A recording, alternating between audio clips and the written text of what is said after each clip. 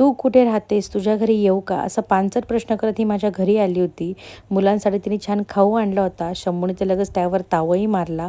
12 वाजले होते म्हणून मी लगेच स्वयंपाकालाही लागली. मिस्टीच्या आणि तिच्या छान गप्पाही रंगल्या होत्या.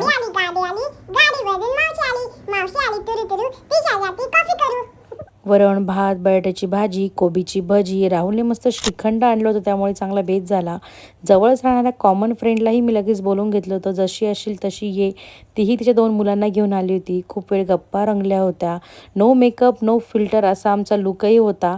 आणि आज त्या छान गप्पांनी तो उजळून आला होता. जुन्या आठवणींनी तो उजळून आला होता. आणि ही मुलंही मस्त खेळत होती. त्यांनाही छान कंपनी मिळाली होती. ही खरं तर आमच्यापेक्षा वयाने लहान आहे, पण आईच्या घराजवळ राहत असल्यामुळे बरेच दिवस झाले आमची बोलणंही झालं नव्हतं आणि भेटणंही झालं नव्हतं. माहेरचं कोणी आलं का आपल्याला फार कौतुक वाटतं नाही का. असं छान छोटंसं गिफ्ट देऊन मी त्यांचा निरोप घेतला. असा होता माझा आजचा दिवस. भेटूया पुढच्या व्हिडिओमध्ये. बाय.